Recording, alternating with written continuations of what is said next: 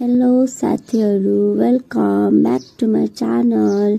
आज चाहिँ मैले मेरो भिडियोमा हजुरहरुलाई ब्रोकर अकाउन्ट अनलाइनबाट कसरी खोल्ने त्यो भन्छु ल। त्यसको लागि हजुरहरुले आफ्नो फोनमा क्रोम ब्राउजर ओपन गर्नुपर्छ। त्यसपछि यहाँ टीएमएस कतिमा खोल्ने त्यो क्लिक गर्नुस्। मैले 49 क्लिक गरे। अब यहाँ हजुरहरुको एफसी अनलाइन ट्रेडिङ भन्ने छ, त्यसमा क्लिक गर्नुस्। अनि त्यसमा क्लिक गरेपछि हजुरहरुले तल न्यू रजिस्ट्रेसन देख्नुभयो होला, त्यसमा क्लिक गर्नुस्। अब यहाँ हजुरहरुको चाहिँ यहाँबाट खोल्न सुरु हुन्छ है। अब तपाईहरुले त्यहाँ क्लाइन्ट टाइपमा इन्डिभिजुअल राख्नुस् अनि मोबाइल नम्बरमा चाहिँ हजुरहरुले कुन नम्बरबाट खोल्ने हो त, आफ्नै खोल्ने भए आफ्नो नम्बर, नत्र अरूको खोल्ने हो भने अरूको नम्बर राखेर खोल्न पर्छ है। अब यहाँ चाहिँ मैले मेरो फोन नम्बर राखिदिदै छु। यहाँ चाहिँ हजुरहरुले अब कसको राख्ने हो त्यो राख्नुस्। मेरो थोरै यहाँ मिस्टेक भयो, मैले यहाँ नम्बर मिलाउँछु है। त्यसपछि हजुरहरुले यसमा अनलाइन र अफलाइन हुन्छ, त्यसमा अनलाइन गर्नुस्। अनि मेम्बर ब्रान्चमा हजुरहरुले काठमाडौँ, धरान अनि कि अर्को देख्नुहुन्छ, मैले काठमाडौँ गरेको छु। अब यहाँनिर प्यान नम्बर नराख्दा पनि हुन्छ है। अब इमेल एड्रेसमा चाहिँ हजुरहरुले जसको खोल्ने हो उसैको इमेल राख्नुस् है। यहाँ चाहिँ मैले जसको खोलिदिरहेको छु उहाँको इमेल राखेँ। अनि यसलाई राखिसकेपछि तपाईहरुले नेक्स्ट गर्नुपर्ने हुन्छ। यो नेक्स्ट गरिसके पछाडि चाहिँ हजुरहरुले अब यहाँ first name, middle name, last name भनेर राख्नुपर्छ है। हजुरहरुले यो टीएमएस ब्रोकर खोल्दाखेरि चाहिँ जुनमा आस्ट्रिक यो लगाएको छ नि, स्टार छ नि, हो त्यसमा मात्र भर्दा हुन्छ है। हजुरहरुले कम्पलसरी सबै अप्सनमा लेख्न पर्छ भन्ने हुँदैन। त्यही भएर यहाँ अब जस्तै फर्स्ट नेम अनि मिडल नेम छैन भने त्यहाँ नलेखे भयो, लास्ट नेममा है त्यो स्टार लगाएको जुन छ त्यसमा गरे हुन्छ ल। अब यहाँ मैले नेम राखेँ, जेन्डर राखेँ है। अब डेट अफ बर्थ नेपालीमा राख्नुपर्ने छ, बीएसमा। अब यो बीएसमा पनि मैले यो राख्दैछु है, एकछिन यसलाई टाइम लाग्छ। अब चाहिँ हजुरहरुले यहाँ बीएसमा डेट राखेपछि चाहिँ तलतिर आफै इङ्ग्लिस डेट बस्छ, त्यसमा चाहिँ हजुरहरुले मिलाउन पर्दैन है। अनि त्यसपछि तपाईहरुले गर्ने भनेको चाहिँ फादर्स नेम राख्नु पर्यो है, अनि मदर्स नेम राख्नुपर्छ ल। यहाँ चाहिँ मैले अब डेट अफ बर्थ राखेँ। अब यसपछि इङ्ग्लिस डेट आफै आयो। अब यसपछि मैले फादर्स नेम राख्छु है। जसको ब्रोकर हो उहाँको फादर्सको नेम राख्नु पर्यो है, उहाँको बाबुको नाम राख्नु पर्यो। अब यो राखिसके पछाडि चाहिँ तपाईहरुले यहाँ मेरो डेट थोरै मिस्टेक भइरहेछ, म यहाँ सच्याउँछु है, एकछिन वेट गर्नुस् ल। अब यहाँ हजुरहरुले यस पछाडि फादर्सको नेममा बाबाको नाम राख्नुपर्छ। अनि यो राखिसकेर मदरको नेम राख्नु पर्यो। त्यस पछाडि हजुरले ग्रान्डफादरको, अनि हजुरहरुले म्यारिड हो भने चाहिँ यहाँनिर सासू ससुराको पनि नाम राख्ने अप्सन आउँछ। तर हजुरहरुलाई एस्ट्रिक दिएको हुँदैन त्यो नाममा, हजुरहरुले त्यस्तो राख्नै पर्छ भन्ने चाहिँ छैन है। अब यहाँ चाहिँ मैले ग्रान्डफादरको नाम राखेँ। अब यहाँ तलतिर हजुरहरुको इज एनआरएन भनेको छ, यसमा नो गर्नुस् है। अब तलतिर फेरि माइनर छ हैन, माइनर त होइन, किनकि नागरिकता यो कति इयर्स 18 इयर्स तलको मात्र माइनरमा टिक गर्ने हो नि त, नागरिकता नभएको। अनि अहिले चाहिँ नेसनालिटी नेपाल गरियो। अब सिटिजनशिप नम्बर, नागरिकता नम्बर कति छ त, नागरिकतामा हेरेर तपाईहरुले राख्नु चाहिँ। अब नागरिकता कहाँबाट बनाइएको हो त्यो ठाउँको लोकेसन तपाईहरुले यहाँबाट छान्नुपर्छ। यहाँ चाहिँ मैले मेरो लोकेसन यहाँ राखेँ है। अब यो भन्दा तलतिर तपाईहरुको सिटिजनशिप इस्यु डेट भन्यो, सिटिजनशिप नागरिकता कहिले बनाएको यो डेट राख्न पर्छ है। अब यो डेट चाहिँ मैले यहाँ राख्दैछु है ल। अब यो डेट राखिसकेपछि चाहिँ तपाईहरुले म्यारिज स्ट्याटस, म्यारिटल स्ट्याटस भनेको छ नि, त्यसमा चाहिँ म्यारिड अनम्यारिड के हो त्यो छान्नुपर्छ हैन। अनम्यारिड छ भने त तपाईहरुलाई अप्सनै आउँदैन अरु केही राख्ने। तपाईहरुको म्यारिड छ भने चाहिँ वाइफको नेम, अनि सासूको नेम, ससुराको नेम, डटर इन ल, डटर्स नेम यस्तो आउँछ नि त। अब हजुरहरुले चाहिँ हो त्यहाँमाथि स्पाउस नेममा वाइफको नेम, मैले चाहिँ अब हस्बेन्डको खोले हुँदाले वाइफ भयो। तपाईहरुले हस्बेन्डको वाइफको राख्नुपर्छ।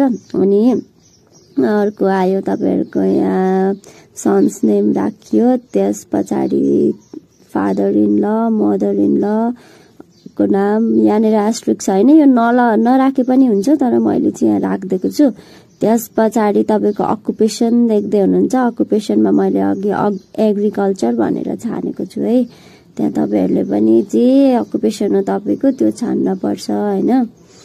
अनि यहाँदेखि तलतिर तपाईहरुको आयो बिजनेस टाइप भनेर।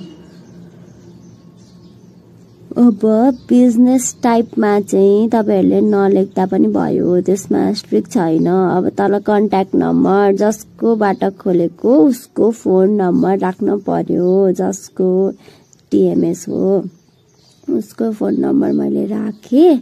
अब यस पछाडि तपाईहरुले यहाँ तल अर्को अप्सन देख्दै हुनुहुन्छ होला, फाइनान्शियल डिटेल्स। त्यसमा चाहिँ मैले यहाँनिर 5 लाखदेखि 10 लाखको राखिदिएको छु।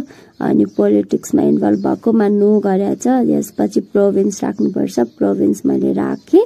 त्यसपछि डिस्ट्रिक्ट राख्ने, डिस्ट्रिक्ट राखेर त्यहाँको म्युनिसिपालिटी अनि वार्ड नम्बर राख्नुपर्छ। अनि स्ट्रिट अथवा टोल भनेको छ के हो, तपाईँ बस्ने ठाउँको ठ्याक्क नाम, टोलको नाम त्यो राख्नु पर्यो। अब सेम एज पर्मानेन्ट हो भने त्यही गर्ने, नत्र टेम्पोररी डिफ्रेन्ट, पर्मानेन्ट डिफ्रेन्ट छ भने त्यही गर्ने। अब आयो तपाईको ब्याङ्क डिटेल है। ब्याङ्क डिटेलमा कुन ब्याङ्कबाट खोलेको त्यो ब्याङ्कको नाम, कुन ब्रान्चबाट त्यो ब्याङ्कमा कहाँको ब्याङ्क हो त्यहाँको ब्रान्चको नाम। अब यहाँ चाहिँ म मेरो ब्रान्चको छु है। यदि तपाईहरुको ब्रान्च देखिएन भने चाहिँ एउटा अप्सन हुन्छ, यहाँ पक्नुस् है, सेन्ट्रल ब्याङ्क के भन्ने एउटा अप्सन हुन्छ, त्यसमा राख्दा हुन्छ। यहाँनिर छैन त्यो ब्रान्चको नाम भने चाहिँ यहाँ चाहिँ मैले मेरो ब्रान्च भेट्टाएँ। अब टाइप अकाउन्ट टाइप सेभिङ गर्ने, अनि अकाउन्ट नम्बर कति हो त त्यो राख्न पर्यो तपाईहरुले है। राम्रोसँग चेक गरेर यो अकाउन्ट नम्बर चाहिँ राख्नु होला है। राख्दाखेरि मिस्टेक भयो भने फेरि पछि प्रब्लम हुन्छ है, तपाईको पैसा ब्रोकरै खोल्न अलिक झन्झट हुन्छ। अब यो मैले मेरो अकाउन्ट नम्बर राखेँ। त्यस पछाडि म यसलाई नेक्स्ट गर्छु, म यसलाई चेक गर्छु एकचोटि अनि नेक्स्ट गर्छु है। हजुरहरूले पनि यो अकाउन्ट नम्बर चाहिँ एकदम ध्यान दिएर राख्नु होला है। अब नेक्स्ट गरेपछि यो बिओआइडी भनेको तपाईहरुको डिम्याट नम्बर भन्नु है।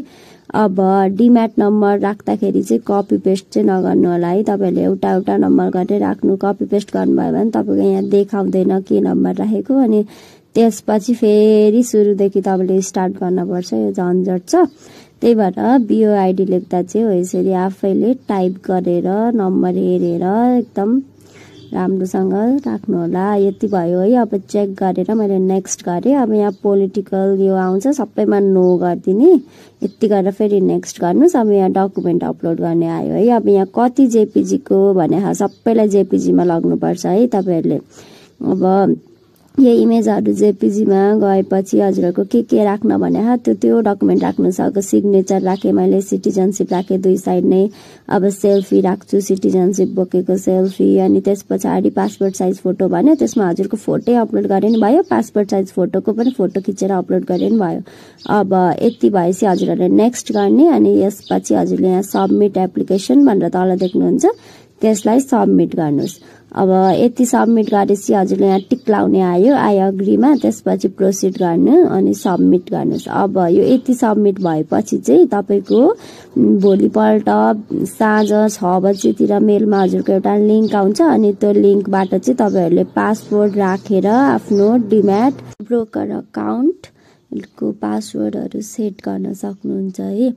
अब त्यसमा चाहिँ हजुरहरुको के आउँछ भन्दाखेरि युजर नेम सहित आउँछ। अनि त्यहाँनेर युजर नेम हुन्छ, हजुरले आफै पासवर्ड चाहिँ राख्न पर्यो। अनि त्यो युजर नेम र पासवर्ड चाहिँ कसरी राख्ने भन्दा यहाँनेर हजुरले टिएमएस कति हो, आज मैले खोलेको 49 भयो, त्यो 49 भएपछि त्यसमा ओपन गर्ने। अनि यो इन्टरफेस खुलेपछि यहाँ हजुरको युजर नेममा त्यो युजर नेम, हजुरले राख्नु भएको पासवर्ड अनि इन्टर क्याप्चामा यो तलको जे लेखिएको छ यो नम्बर AN5DUO भन्ने त्यही लेखेर यहाँ लगइन राख्नुपर्छ। त्यस पछाडि हजुरहरूले भयो है। यहाँबाट हजुरले किन्न बेच्न सक्नुहुन्छ है योबाट। यसलाई चाहिँ लगइन सेभ नगर्नु होला, पासवर्डहरु यस्तो उमा सेभ नगर्नुहोस् है, पछि डेन्जर हुन्छ, ह्याक हुन सक्छ। त्यसैले हजुरले युज गरेपछि लग आउट गर्नुपर्छ ल। र यदि तपाईहरुले मेरो च्यानललाई सब्स्क्राइब गर्नुभएको छैन भने सब्स्क्राइब गर्नुस् अनि भिडियोमा लाइक गर्न नबिर्सनु होला है। हस्, धन्यवाद।